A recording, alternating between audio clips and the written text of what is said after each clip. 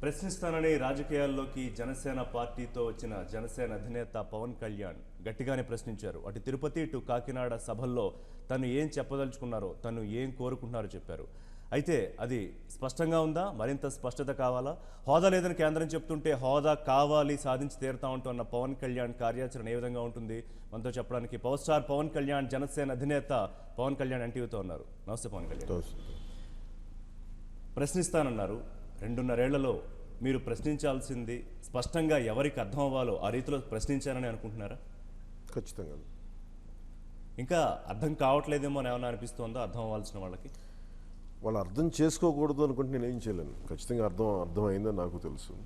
వాళ్ళు మాకు అర్థం కాలేదని వాళ్ళు మభ్య పెట్టుకుని నేను ఏం చేయలేను. 2 సభలు, తిరుపతి సభ తర్వాత కాకినాడ సభ. తిరుపతి సభకి కాకినాడ సభకి మధ్యలో జరిగిన డెవలప్మెంట్ మీకు తెలుసు.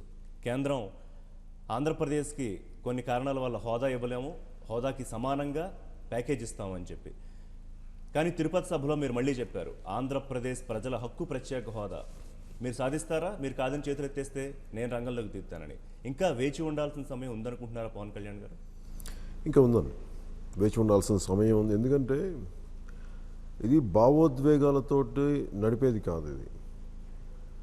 ఇది ప్రతిదీ క్షుణ్ణంగా పరిశీలించి మాట్లాడి అర్థం చేసుకొని దీన్ని ముందుకు తీసుకెళ్లేదే తప్ప కూర్చోబెట్టి ఇదేదో నేను ఒక మాట అనేసాను అట్లా కాదు. నాకు తెలిసిన ఖచ్చితంగా వాళ్ళు చేసేది తప్పు. వాళ్ళు చెప్తున్న మేము ఇన్ని లక్షలకు పేపర్లో అనౌన్స్మెంట్లు ఎంతమంది చేయరండి?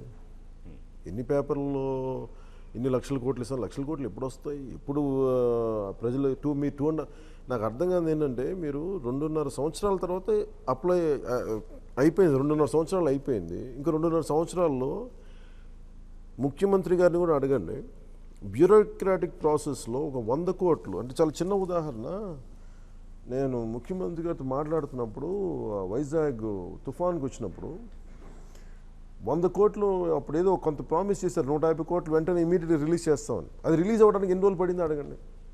ప్రాక్టికల్గా గవర్నమెంట్ని ఒక వైట్ పేపర్ రిలీజ్ చేయమని చెప్పండి. 150 కోట్లు రిలీజ్ చేయడానికి కేంద్రం నుంచి how many days it took? అలాగే వీళ్ళు చెప్పే 1,50,000 కోట్లు ఇది చెప్తున్నారు. దీంట్లో more than 60,000 crores central government projects అయ్యి. ఇన్ విచ్ వే మీరు ఏ విధంగా దాన్ని స్టేట్ గవర్నమెంట్ బడ్జెట్ ఎలకేషన్ ఇస్తారు? మీరు సెంట్రల్ గవర్నమెంట్ నేషనల్ హైవేస్ మీరు దారులు వేసుకుంటా ఈ రాష్ట్రం గుండా వెళ్తున్న దానికి అది మీరు రాష్ట్రానికి ఎలా అప్లై చేస్తారు? అది కన్వీనియంట్గా మీరు మోసం చేయడం తప్ప. ఇవన్నీ నేను ఏంటంటే వీటి గురించి ఎందుకు మాట్లాడంటే ఇది తీసుకెళ్ళే అంటే సరైన అంటే వాళ్ళు ఇంకేమని చెప్తారు? ఇంకేమే అంటే వీళ్ళు ఇచ్చే స్పెషల్ ప్యాకేజ్ అది సమానంగా అన్నారు కదా, పేరు మారుచ్చామని చెప్తున్నారు కదా. Let me go through all the details. నాకున్న మొత్తం గ్రూప్ అంతా ఉన్నారు, వాళ్ళందరూ స్టడీ చేస్తాం. అందరూ కూర్చొని స్టడీ చేసి each one then will take it forward. ఏం ఆగట్లేదు ఇక్కడ. మీరు ప్రశ్నించిన ప్రశ్నలు, మీరు చేస్తున్న డిమాండ్లు మీ అభిమానులకి, రాష్ట్ర ప్రజలకి స్పష్టంగా అర్థమయ్యాయి అనుకుంటున్నారా పవన్ కళ్యాణ్ గారు? ఒక్కటైతే ఖచ్చితంగా అర్థమైందండి. భారతీయ జనతా పార్టీ ఆ రోజున కాంగ్రెస్ తాత్సారం చేసి మీరు ఇన్ని సంవత్సరాలు ప్రజలను ఇబ్బంది పెట్టి అన్ని సంవత్సరాలు మోర్ దెన్ 10 సంవత్సరాలు తాత్సారం చేసి పోర్ట్లు ఎలా తేల్చేశారో వీళ్ళు కూడా అదే చేసి అదే రకంగా ఇంకోసారి మోసం చేస్తారు. అదైతే అందరికీ స్పష్టంగా అర్థమైంది. హోదా ఇవ్వమంటున్నారు, దానికి సమానంగా ఇస్తున్న ప్యాకేజీలన్నా తీసుకోకపోతే మరి అభివృద్ధి చేయడం ఎట్లా అని ఏపీ సీఎం గారు అడుగుతున్నారు. మరి అలాంటప్పుడు నిజంగా మరి 2.5 సంవత్సరాల నుంచి ఆయన ఏం చేస్తున్నారు? మీరు 2.5 సంవత్సరాల విలువైన ప్రజల కాలాన్ని ఎందుకు దుర్వినియోగం చేశారు? మీరు ఇదే యాక్సెప్ట్ చేయాల్సిందే అనుకున్నప్పుడు మీరు మొదటి నెలలోనే మీరు ఎందుకు అడగలేదా ప్రశ్న? మీరు స్పెషల్ స్టేటస్ అనే పదవి మీరు ఎందుకు అన్నారు? మీరు అంత ప్రాక్టికల్ వ్యక్తి ఇవన్నీ అనుకున్నప్పుడు మీరు అడిగి ఉండాల్సిందే కదా. మీరు విలువైన కాలాన్ని దుర్వినియోగం చేసి ఇప్పుడు తప్పదు అనుకున్నప్పుడు ఇది కన్వీనియంట్గా ఉందనే నాకు అనిపిస్తుంది. మీరు ఒక మాట అన్నారు, మీకు చేత కాకుండా చెప్పండి, మీరు చేతులు ఎత్తేస్తే జనసేన జనసైన్యం రంగంలోకి దిగుతాయని. అసలు ఫస్ట్ వాళ్ళు ఏం చేయాలని మీరు కోరుకుంటున్నారు? ఫస్ట్ క్లారిటీ ఇవ్వాలండి. మీరు వాళ్ళు ఇచ్చే బడ్జెట్ ఎంత బడ్జెట్, దేనికి వెళ్తుంది, టైం ఫ్రేమ్స్ చెప్పండి, ఎక్కడికి వస్తున్నాయి, ఎవరి ద్వారా వెళ్తున్నాయి, ఇవన్నీ క్లారిటీ లేకుండా కూర్చోబెట్టి ఒక ప్రెస్ స్టేట్మెంట్ కూర్చోబెట్టి మేము 5 లక్షల కోట్లు ఇస్తామంటే ఎక్కడ 5 లక్షల కోట్లు? ఇండియన్ బడ్జెట్లో ఎంత ఉంది, అన్ని స్టేట్స్కి ఎంత ఇచ్చారు, ఇవన్నీ కూర్చోబెట్టి ఇది ఐవాష్ ఇదంతా. మీరు కూర్చోబెట్టి నిజంగా అంత డబ్బు సింపుల్. నాకు మొన్నే వీళ్ళు చెప్తుంటే మేము ఇంత బడ్జెట్ ఇస్తున్నామంటే మన ఎక్స్పర్ట్ ఈ ప్లానింగ్ కమిషన్ మెంబర్తో కూర్చొని ఆయన మొత్తం చూపించారు నాకు. దాంట్లో 60,000 కోట్లు నేషనల్ హైవేస్ కదా, మీకు ఈ బడ్జెట్లో ఎందుకు వస్తాను ఆయన నాకు చెప్తున్నారు. ఇది అబ్సల్యూట్, ఇది ఐవాష్ ఇది మీరు అని చెప్పి నాకు ఆయన ప్లానింగ్ కమిషన్లో పనిచేసిన వ్యక్తి ఆయన చెప్తున్నాడు. కానీ ఏ రాజకీయ పార్టీ అయినా మా వల్ల కాలేదు, మేము చేతులు ఎత్తేసాం, మీరు వచ్చి సాధించి పెట్టండి అని చెప్తుంది అనుకుంటున్నారా? వాళ్ళ మాటలు ఎందుకు చెప్తారండి? వాళ్ళ చేతులు ఎత్తడం ప్రజలకు కనిపిస్తుంది కదా, ఆ చేతులు ఎత్తినప్పుడు అప్పుడు నేను మాట్లాడతాను. అంటే ఇంకా దానికి ఎంత సమయం ఉందని మీరు ఫీల్ అవుతున్నారు? అది వాళ్ళు నిర్ణయించాల్సింది. వాళ్ళ చేతులు ఎత్తేసాను వాళ్ళు చెప్తారు కదా, ప్రజలకు తెలుస్తుంది కదండి, మన అందరికీ తెలుస్తుంది కదా, ఆ టైం నేనే చేస్తాను. వాళ్ళు ఏమంటున్నారంటే చెప్పండి, ప్లీజ్ చెప్పండి. వాళ్ళు ఏమంటారంటే ఇప్పటికే పార్లమెంట్లో నిరసనలు తెలియజేసాం, పార్లమెంట్ బయట మేము నిరసన ప్రదర్శన చేసాం, రాష్ట్రంలో చేయాల్సింది చేస్తున్నాం, మరి ఇవ్వలేనప్పుడు అభివృద్ధి కోసం ఏదో ఒకటి తీసుకోవాలి కదా, వచ్చింది కాదంటే ఎట్లా? అంటే చేతులు ఎత్తేసి తీసుకోవటమేనండి.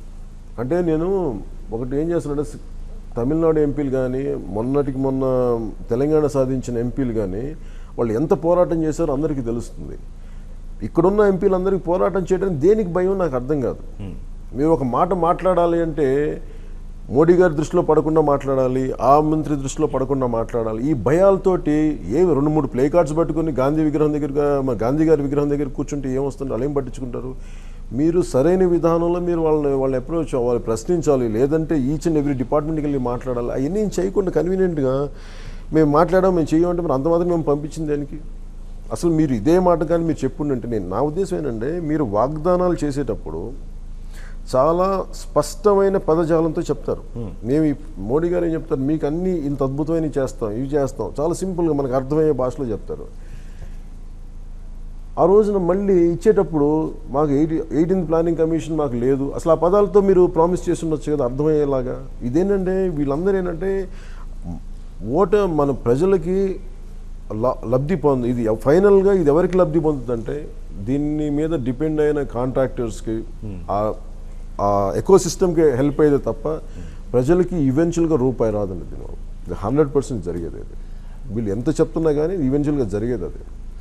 సో కార్యాచరణ ఎలా ఉండాలని మీరు ఫీల్ అవుతున్నారు హోదా సాధించుకోవాలంటే? ఎందుకంటే లేదు అని వాళ్ళు చెప్పేస్తున్నారు, మీరు మాత్రం చాలా సీరియస్గా ఉన్నారు, ఇది మా హక్కు, లేదని మీరు చెప్పడానికి మీరు ఎవరు అని. సో కార్యాచరణ ఏ విధంగా ఉండాలని మీరు అనుకుంటున్నారు? ఎందుకంటే వాళ్ళకి మీరు టైం ఇచ్చారు, అవకాశం ఇచ్చారు కదా సాధించాలని. నేనేమంటుందంటే ఈ వింటర్ సెషన్స్ చూడమని చెప్పండి. ఇప్పుడు మనకి ఈ మన పార్లమెంట్ సెషన్స్ జరుగుతాయి కదా, parliament sessions let me see that performance. వాళ్ళు ఏం మాట్లాడతారు, నిజం వాళ్ళు ఇంతేనా ఒప్పేసుకున్నారంటే దాన్ని బట్టి చూద్దాం. నేను ఎందుకంటే రేపు పొద్దున నేను వాళ్ళకి సమయం ఇవ్వలేదు అనుకోండి, మేము నువ్వేం ఇవ్వకుండానే మళ్ళీ చేసామంటారు. ఇస్తేనేమో ఒకటి, ఇవ్వకపోతే సార్ అట్లీస్ట్ ఈ పార్లమెంట్ సెషన్ ఏం జరుగుతుందో చూస్తాను.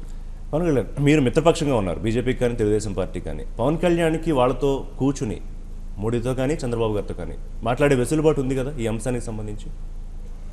సార్ ఇది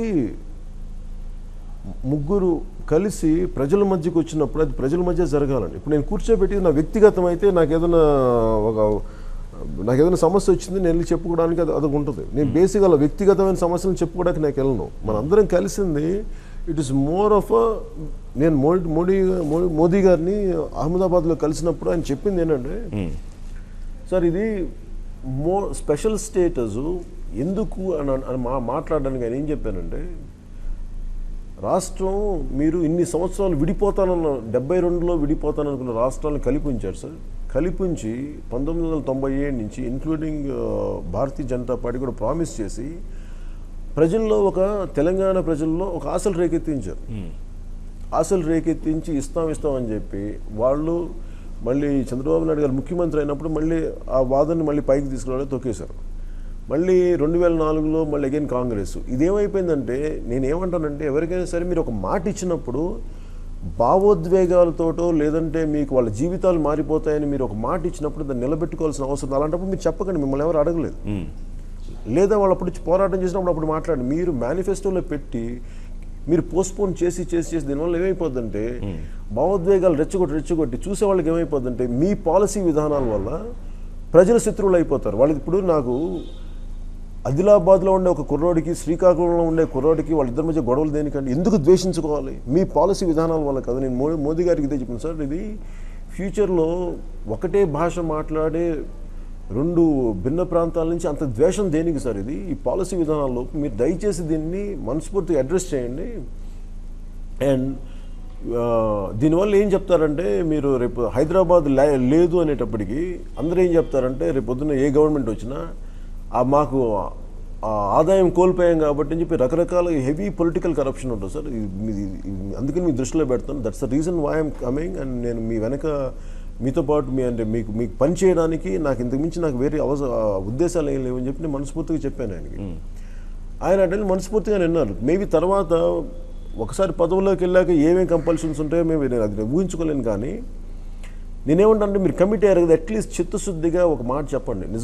నిజంగా భారతీయ జనతా పార్టీ మెంటల్గా వాళ్ళు ప్రిపేర్ అయ్యి మేము ఇవ్వలేము అని అనుకున్నప్పుడు మీరు 2.5 సంవత్సరాలు కాలయాపన ఎందుకు చేశారు? నా ప్రశ్న ఒకటి. నా 2.5 సంవత్సరాలు కాలయాపన చేసి కనీసం మీరు ఇవ్వలేము అనుకున్నప్పుడు, లేదంటే ఇస్తాం అనుకున్నప్పుడు మీరు ఇన్నిసార్లు మనకి వైజాగ్లో తుఫాన్ వచ్చింది, అలాంటి సమయంలో వచ్చి మేము ఈ పరిస్థితులు ఇవ్వలేకపోతున్నాం అదన్నా చెప్పుండొచ్చు కదా. అదేంటంటే అసలు ఇది కూడా ఇవ్వదలుచుకోలేదు. మీకేమైనా కారణాలు కనిపిస్తున్నాయా పవన్ కళ్యాణ్ గారు? ఎందుకు ప్రత్యేక హోదా ఇవ్వకూడదని పట్టుదలగా ఉంది కేంద్రం ఆంధ్రప్రదేశ్ కంటే ఆ విషయంలో? వాళ్ళకండి మన బేసిక్గా మన ఎంపీలందరూ ఎలా ఉంటారంటే, ఇది నేను ఢిల్లీలో సర్కిల్స్లో నాకు చాలామంది జర్నలిస్ట్ ఫ్రెండ్స్ ఉన్నారు, చాలా క్రూషియల్ పొజిషన్స్లో ఉన్న బ్యూరోక్రాట్స్ ఉన్నారు. వాళ్ళందరూ plus more of north Indian వీళ్ళు వాళ్ళందరూ ఏమంటారంటే, సీమాంధ్ర ఎంపీస్ మోస్ట్ ఎక్కువ మంది దే ఆర్ లాఫింగ్ స్టాక్ అండి. వీళ్ళందరూ ఏం చేస్తారంటే వచ్చి వీళ్ళు కాంట్రాక్ట్లే మాట్లాడతారు, వాళ్ళ విషయాలే మాట్లాడతారు. కానీ అసలు మేము ఒక బెంగాలీ బ్యూరోక్రాట్స్ వీళ్ళందరూ మాట్లాడతారు. మీరు ఎందుకు మీ వాళ్ళు అసలు అంత ఏం మాట్లాడరేంటని అడుగుతారు నాతోటి. ఎంతసేపు వాళ్ళ వ్యాపారాల గురించి మాట్లాడతారు. కానీ నేను ఎప్పుడు చెప్తాను సార్, ఇష్యూస్ ఉన్నాయంటే వాళ్ళని చెప్పండి, మీరు చెప్తే నేను ఎక్కడికి తీసుకెళ్ళి చెప్తాను, మీరు వాళ్ళని చెప్పండి. వాళ్ళు అసలు టాపిక్సే రైజ్ చేయరు. నేను ఒక డిపార్ట్మెంట్ మెయిన్ సెక్రటరీ సార్, వాళ్ళు ఇష్యూ చేయనప్పుడు మేము ఎంత ముందుకు తీసుకెళ్తాం, వాళ్ళు మాట్లాడమని చెప్పండి అంటారు. ఏమైపోతుందంటేనండి, మీరు బలంగా ఒక మాట, నేను ఒకసారి even 1 MP in the house of parliament can make a difference. వీళ్ళు వెళ్ళి నీళ్లు నవ్వులుతా సార్ ఇది కొంచెం అని మీరు మాట్లాడడానికి, మీరు నిజాయితీగా ఉంటే మీరు కేంద్రాన్ని ప్రశ్నించడానికి స్పెషల్ స్టేటస్ మీద ఇస్తారా ఎవరో సెకండ్ ఇష్యూస్ అసలు మీరు ఫైట్ చేశారా? బలమైన వాదన పెట్టారా? ఎందుకు ఇవ్వాలి, ఎందుకు మాకు అవసరం అని ఒక బలమైన ఫస్ట్ అది ఇస్తారు ఎవరో పక్కన పెట్టండి. మీరు ఎందుకు బలమైన పోరాటం చేయలేదు? 2 ప్లే కార్డులు పట్టుకొని, లేదంటే ఇప్పుడు నాకు మన శివప్రసాద్ గారు లాస్ట్ టైం కొరడాతో కొట్టున్నారు ఎంపీ గారు. కొట్టుకున్నప్పుడు సార్ మన ఒళ్ళు చీరిపోద్ది, కానీ వాళ్ళ మనసులు కదలవండి. వాళ్ళ మనసులు కదలాలంటే లుక్ ఎట్ సుబ్రహ్మణ్య స్వామి గారు, ఆయన ఒక ఇష్యూ మీద మాట్లాడినప్పుడు అది ఖచ్చితంగా బలమైన వాదనలు తీసుకెళ్తారు.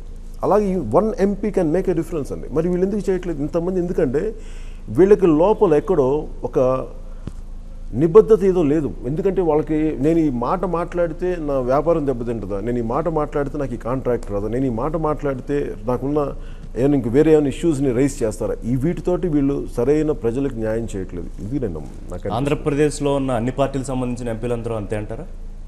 దాదాపుగా మీరు చెప్పిన వ్యవహారం ఏమిటిందా? అది వాళ్ళు మనకు తెలుసు, నాకు తెలుసు వాళ్ళు ఎవరెవరు ఎంతమంది ఉన్నారో తెలుసు. వాళ్ళు ఇప్పుడు ఏమన్నా మాట్లాడితే ఆధారాలు అవి అంటారు, నాకు తెలుసు కదా. నాకు ఎందుకంటే నాకు ఇవన్నీ కూర్చోబెట్టి కోర్టుల్లో వీటిల్లో ప్రూవ్ చేయడానికి ఇదని మన లీగల్ బ్యాటిల్స్ కాదు. ఇట్ ఈస్ అబౌట్ ఈ దేశం ఏర్పడింది ఒక పరిపూర్ణమైన వ్యక్తి, సంపూర్ణ వ్యక్తి గాంధీ గారి. మనందరం గాంధీ గారి దండంలో ఎందుకు పెడతామంటే ఆయన నడిపిన విధానం, సత్యశోధన అనేది. వీళ్ళందరూ కూర్చోబెట్టి పాలిటిక్స్ అంతా ఇంతే ఉంటుంది, మేము ప్రామిస్లు చేస్తాం కానీ మభ్య పెడతాం, వ్యాపారాలు చేసుకుంటాం అన్న థాట్ ప్రాసెస్ ఉన్న వాళ్ళకి ఏమైపోతుందంటే సార్, ఒకరోజు చూస్తారు, 2 రోజులు చూస్తారు, ఎక్కడో చోట చాలా విపరీతమైన పోరాటాలు వస్తాయి. అది వాళ్ళకి తెలుసుకుంటే మంచిది. తెలంగాణ నాయకుల్లో ఉన్న పోరాట పటిమ సీమాంధ్ర నాయకుల్లో కొరవడింది ఏమన్నా మీకు? ఖచ్చితంగా వీళ్ళలో లేదండి. ఎందుకంటే తెలంగాణలో ఎందుకు మెచ్చుకోవాలంటే ఖచ్చితంగా వాళ్ళకి ఒక ఆక్రోశం, ఒక ఆవేదన ఉంది. కారణాలు ఎవరు ఏం చేసినా కానీ ముఖ్యంగా తెలంగాణ రాజకీయ నాయకులు ఇవన్నీ పక్కన పెడితే అసలు ముఖ్యంగా తెలంగాణ ఒక విప్లవ ప్రజా సంస్థల్లో చాలా బలమైన వాదన ఉంది. అసలు ఒక యావరేజ్ ఒక ఎడ్యుకేటెడ్ తెలంగాణ ఇంటెలెక్చువల్కు ఉన్న పోరాట పటిమ వాళ్ళు ముందుని నడిపించారండి. దెన్ అది పాలిటీషియన్స్కి వెళ్ళింది, అది రాజకీయ నాయకులకి వెళ్ళిన తర్వాత అక్కడ ఉన్న వాళ్ళకి మన మెయిన్ అటు సైడ్ వాళ్ళకి అసలు సైద్ధాంతిక ఆలోచనే లేదు. ప్రజలకి ఇలా చేయాలి, మనం ఇంత నష్టపోతున్నాం లేదు. ఎందుకంటే ప్రజలు నష్టపోతున్నారు, ఎంపీలు చాలా బలపడుతున్నారు. పవన్ కళ్యాణ్ ముఖ్యంగా ఎంపీల మీదే ఫోకస్ చేస్తారు ఎందుకు సార్? మనకి ఎవరి మీద ఫోకస్ చేయమంటారు? ప్రజల మీద ఫోకస్ చేయమంటారా? మీరు ఇప్పుడు నేను రాష్ట్ర ప్రభుత్వం ముఖ్యమంత్రి గారిని అడుగుతానండి, మీరు ఎందుకు చేయట్లేదంటే కేంద్రంగా చేయాల్సిందంటారు. మరి కేంద్రాన్ని రిప్రజెంటేట్ చేసేది ఎవరు? ఎంపీసే కదా. మీరు ఎంపీస్ ఏంటి, మేము డబ్బులు సంపాదించుకోవడానికని చెప్పి వాళ్ళు పార్లమెంట్కి వెళ్ళారు? లేదు కదా. ప్రజా సమస్యలు పరిష్కరిస్తామని చెప్పి పార్లమెంట్కి వెళ్ళారు. మీరు పార్లమెంట్లో అక్కడ మాట్లాడకుండా మరి ఏం చేస్తున్నారు? నేను మరి వాళ్ళని ప్రశ్నించుకుంటే ఇంకెవరిని ప్రశ్నించమంటారు? సో ఎన్నాళ్ళు వాళ్ళలో రాని మార్పు ఇవాళ పవన్ కళ్యాణ్ ప్రశ్నిస్తే మార్పు వస్తుందని మీరు ఆశాభావం ఉందా మీకు? వస్తుందా లేదా అనేకుంటే కూడా నేను వాళ్ళు చేసిన వాళ్ళు చేస్తున్న దాన్ని ప్రజలకు తెలియజేయడం నా ధర్మం. కమిటీ ప్రత్యేక హోదా అనేది ఒక సెంటిమెంట్గా తయారు చేశారు కొంతమంది. దానికన్నా ప్యాకేజ్ వల్ల ఎంతో ప్రయోజనం చేస్తున్నాం అని కేంద్రం చెప్తుంది. ప్రత్యేక హోదా సెంటిమెంట్ అని ఎవరు చెప్పారండి? అదొక అవసరం. మీరు 42 సంవత్సరాలు ఎప్పుడు 72లో విడిపోవాల్సిన రాష్ట్రాన్ని మీరు 42 సంవత్సరాల తర్వాత కలిసి ఉన్న హైదరాబాద్లో మీరు మొత్తం డెవలప్మెంట్ అంతా మీరే అన్నారు కదా. ఇదంతా నేను ఊహించుకుంటుంది కాదు కదా. నాకు దీంట్లో ఏం లబ్ధి లేదు, నాకేం కొత్తగా ఆస్తులు లేవు, ఏం లేవు, నాకు వీళ్ళ స్థాయిలో ఆస్తులు లేవు. మరి మీరే కదా ఆ రోజున మరి నిజంగా తెలంగాణ విడిపోతే సీమాంధ్రకు నష్టం జరగదు అనుకున్నప్పుడు అసలు మీరు ఇంత గోల్ ఎందుకు పెట్టారు నాకు అర్థం కాదు ఈ రోజుకి లాజిక్. మరి వాళ్ళు ఏం చెప్పారు? దానివల్ల విపరీతమైన ఒక 60-70 వేల కోట్ల ఆదాయం పోతుంది, మేము ఉద్యోగాలు కల్పించలేము, తిరిగి ఒక ఇన్ఫ్రాస్ట్రక్చర్ డెవలప్ చేయడం, సింపుల్గా ఒక ఇల్లు కట్టడానికే 6 నెలలు పడుద్ది. చాలా ఫాస్ట్గా మొత్తం పగడ్బందీ డబ్బులు ఉంటాయి పెద్ద ఒక సామాన్య ఇల్లు అయినా. అలాంటిది ఒక పరిశ్రమ నీ ఉద్యోగాలు కావాలంటే ఒక 2 దశాబ్దాలు ఈజీగా పడుద్ది. వీళ్ళు ఎప్పుడో విడగొట్టేసిన పోయినా బాగుండేది. మీరు మొన్నటికి మన హడావడికి విడగొట్టి ఎలాంటి ప్రిపరేషన్ లేక వీళ్ళు ఏం చేశారు? ఇప్పుడు మనకి ఈ పరిశ్రమ స్థాపించడానికి దానివల్ల పరిశ్రమకి రాయితీలు వస్తాయి, ట్యాక్స్ ఇన్సెంటివ్స్ వస్తాయి, ఇంతమంది ఎంప్లాయ్మెంట్ వస్తాయి ఇన్ని లక్షల మందికి, ఇవన్నీ చెప్పి ఇప్పుడు అవేమే ఇవ్వం అని చెప్పి మళ్ళీ మొన్న ఏమంటున్నారు 2015 నుంచి మేము ఇస్తాం. ఆల్రెడీ 2 సంవత్సరాలు గడిచిపోయినాయి కదా. మరి ఈ కాలం ఎవరికి ఇస్తారు? మరి ఇచ్చేది 2.5 సంవత్సరాల. మళ్ళీ బ్యూరోక్రాటిక్ ప్రాసెస్ అన్నీ చూడండి. మళ్ళీ ఇది ఏంటంటే వీళ్ళు ఇదివరకులా తప్పించుకోవాలనుకుంటారు. లేదు, ప్లస్ అందరూ చాలా ప్రత్యక్షంగా చూస్తున్నారు అందరినీ. వాళ్ళు కరెక్ట్గా అయిపోయేటప్పటికి ఎలక్షన్లు వచ్చేస్తాయి. ఎలక్షన్లప్పుడు మళ్ళీ ఏదో ఇంకో కథ చెప్తారు, మళ్ళీ ఒక సైకిల్. ఇది ఒక నిరంతరం జరిగే. దీన్ని ఎక్కడో ఒక చోట నేను దీని గురించి మాట్లాడడం, పోరాటం చేయటం అనేది నేను చేస్తాను ఖచ్చితంగా. కాకపోతే ఇది గెలుపో ఓటమో కాదు, ఇది ఖచ్చితంగా నేను నిరంతరంగా తీసుకెళ్ళేది. కానీ పవన్ కళ్యాణ్ ఎందుకని చంద్రబాబుని గట్టిగా నిలదీయడం లేదు అని కొంతమంది విమర్శ. అంటే ఆయన నిలదీయకపోతే ఇంకెవరు నిలదీస్తున్నారండి? అంటే ఆయన అంటే మనిషికి గౌరవించి మాట్లాడడం కూడా ఇంక మీరు అంటే ఏంటి ఎట్లా తిట్టమంటారు నాకు అర్థం కావట్లేదు. అంటే నాకు నిజంగా అర్థం కాని ప్రశ్న ఏంటంటే, వెంకయ్య నాయుడు గారు కేంద్రానికి సంబంధించిన వ్యక్తి, ఆయన అనుకోండి ఇంకెవరిని అనమంటారు? ఆ రోజున స్పెషల్ స్టేటస్ గురించి మాట్లాడి ఇక్కడున్న ఒక మామూలు ఆంధ్రప్రదేశ్లో ప్రతి ఒక్కళ్ళకి మనకు నష్టపోతున్నాం అని చెప్పింది ఆయన. అందుకని ఆయన అనుసంధానం చేయాల్సిన వ్యక్తి. మరి ఆయన ప్రశ్నించకపోతే ఎవరిని ప్రశ్నిస్తారు? ఇప్పుడు నేను చంద్రబాబు నాయుడు గారిని గట్టిగా అడుగుతానండి. అడిగినప్పుడు ఆయన ఏమంటారు? ఆయన కేంద్రం వైపు వాళ్ళ బాబు నాకు సంబంధం లేదు ఆయన అంటారు. మరి ఆయన కాక ఇంకెవరిని ప్రశ్నించమంటారు చెప్పండి. కానీ వెంకయ్య నాయుడు గారి చేతుల్లో ఉందా? నిర్ణయం తీసుకోవాల్సింది ప్రధానమంత్రి కదా. మభ్యపెట్టడం ఆయన మభ్యపెట్టారు. మీరు అలాంటప్పుడు అంత భావోద్వేగం రేకెత్తించకుండా ఉండాల్సింది. అంత భావోద్వేగాలతో మీరు ఆంధ్రప్రదేశ్కి వచ్చి అన్ని హామీలు ఇవ్వకుండా ఉండాల్సింది. ప్రధానమంత్రి గారు తల్లిని చంపేసి బిడ్డను బతికిచ్చారన్న మాట అనకుండా ఉండాల్సింది. ఇవన్నీ చేస్తే ఓకే. ఎలాగో రాష్ట్రం విడగొట్టేశారు, అక్కడ 10,000 కోట్లు కాదు 1,00,000 కోట్లు ఏముంటుందని లోటు బడ్జెట్తో ఉండేవండి. మేము అట్లా వదిలేసామంటే అదొక వేరే పద్ధతి. అలా కాకుండా మేము ఎందుకంటే 2 పార్టీలు చాలా తప్పులు చేసినాయి. మీరు ప్రామిస్ చేసి అటు ఇద్దరు ఏం చేశారంటే పోనీ నిజంగా ఇంకా మాట్లాడుతున్నాను, మీరు సంపూర్ణ తెలంగాణ కన్నా న్యాయం చేయమని అడుగుతాను. మన లాస్ట్ 2 సభల్లో ఏం మాట్లాడుతున్నారంటే, మీరు నిజంగా విడగొట్టినప్పుడు వాళ్ళకి హైకోర్టు ఇచ్చేయండి. మీరు ఎందుకు తాత్సారం చేస్తారు? హైకోర్టు ఎవరి కోసం ఆపారు నాకు ఈరోజుకి అర్థం కావట్లేదు. హైకోర్టు ఇమ్మని చెప్పండి. నేను అనేది ఏంటంటే ఎవరికో ఒకళ్ళకి సంపూర్ణంగా న్యాయం చేయండి. మీరు ఏంటంటే ఆ చిన్న గ్యాప్స్ క్రియేట్ చేసి ఎప్పుడు 2 ప్రాంతాల ప్రజల మధ్య ద్వేషం రగిల్చడం నాకు నిజంగా కోపం ఉంది, నాకు నిజంగా బాధ ఉంది. ఎందుకంటే ఇది రాజకీయంగా 2 జాతీయ పార్టీలు వాళ్ళకి అనుబంధ పార్టీలు చేసిన పాలసీలు తాలూకు తప్పులండి ఇవన్నీ. మీకు తెలియదు, రోడ్డు మీద మామూలుగా ఒక 4,000-5,000 జీతాలు వచ్చే ఉద్యోగులు కానీ సంపాదన పనులు వాళ్ళు నష్టపోతుంటారు వీటి వల్ల. ఎందుకంటే ప్రతిరోజు ద్వేషంలో రగులుతూ ఉంటుంది. ఒక మాట అంటానికి ఈ ఎథనిక్ బ్యాక్గ్రౌండ్స్ మీద తిట్టుకుంటూ ఉంటారు. ఒక మాట అనేస్తారు. మన దేశంలో కొట్టుకొని చచ్చిపోరు అట్లాగా. రువాండా లాగా ఆఫ్రికాలో. కానీ ఒక చిన్న లోపల ఒక అవుట్ సైడర్ ఫీలింగ్ ఉంటుంది. అలాంటివన్నీ వస్తాయి. అది వీళ్ళకేం తెలుసు? వీళ్ళు ఎక్కడో క్వార్టర్లో కూర్చొని, నా సేఫ్ హ్యావెన్స్లో కూర్చొని, వాళ్ళు ఇన్సైడ్ ఫోర్ట్స్లో కూర్చొని మేము ఇలా అనుకున్నాం, ఇలా అంత ఈజీగా మాట్లాడక కుదరదు. ఎందుకంటే ఇక్కడ కష్టాలు అనుభవించేది ప్రజలు. 2014లో మద్దతు ఇచ్చినందుకు బీజేపీ టీడీపీలకి ఏమైనా బాధపడుతున్నారు ఇప్పుడు? సార్, ఉన్న పొలిటికల్ ప్రాసెస్లో ఒక దేశం నడపాలంటే ఉన్న ఎగ్జిస్టింగ్ పార్టీస్ ఇవి. వీటితోటి పోరాటం చేసి అటు చేసి ఇటు చేసి సర్దుకుంటూ వెళ్ళాలి తప్ప కూర్చోబెట్టి మొత్తం సిస్టమ్ని మార్చడం అంటూ జరగదు. సిస్టమ్ని ఎప్పటికప్పుడు మన ఇల్లుని ఎలా ఊడ్చుకుంటామో పొద్దున్న లేచినప్పటి నుంచి అలా కాన్స్టెంట్గా మనకున్న సిస్టమ్ని క్లెన్స్ చేసుకుంటూ వెళ్ళాలి, ఎంతో కొంత సర్దుకుంటూ వెళ్ళాలి అంతే. పవన్ కళ్యాణ్ మీరంటున్న ఈ రాజకీయ సిస్టంలో, ఈ పొలిటికల్ సిస్టంలో ఎగ్జిస్ట్ అవ్వగలరా? నేను చచ్చిపోవడానికి సిద్ధంగా ఉన్నాను సార్. లేకపోతే నేను ఎందుకు వస్తాను రాజకీయాలు? అంటే నేనేదో మాట్లాడుతుంటే సినిమాల కోసం నేను రియల్లీ మీన్ ఇట్ అండి. అంటే నేను నాకు సాధ్యమైనంత మేరకు నా జీవితం నేను ఖచ్చితంగా మిమ్మల్ని ప్రతిసారి ఏం చెప్తానంటే 25 సంవత్సరాలు డెడికేట్ చేస్తున్నాను అని చెప్పాను. ఈ 25 సంవత్సరాల్లో ఇప్పటికీ నేను 2 సంవత్సరాలు ఎక్కడ ఆగలేదు, ఏ మాట వెనక్కి తీసుకోలేదు. అలా అని చెప్పి నాకు దీంట్లో ఏ పొలిటికల్ నేను లబ్ధి తీసుకోలేదు. ఎందుకంటే నాకు ఫర్ మీ రాజకీయాల్లో అధికారంలో కూర్చోవటం ప్రజలకు అంతిమ లక్ష్యం అధికారంలో కూర్చోవడం కాదండి, పోరాటం చేయడం. నేను దాన్ని నమ్ముతాను. కానీ పొద్దున్న లేస్తే వ్యూహాలు, స్ట్రాటజీలు, ఎత్తులు పై ఎత్తులు పవన్ కళ్యాణ్ని నలిపేవా ఈ రాజకీయ పార్టీలన్నీ? ఖచ్చితంగా నలిపేస్తే దెబ్బలు తింటాం, మోచేతులు దెబ్బలు తింటాం, కింద పడతాం, లేస్తాం, నుంచుంటాం. ఏ రోజైనా సరే ఒకరోజు ఎందుకు వస్తుంది దేనికైనా సరే.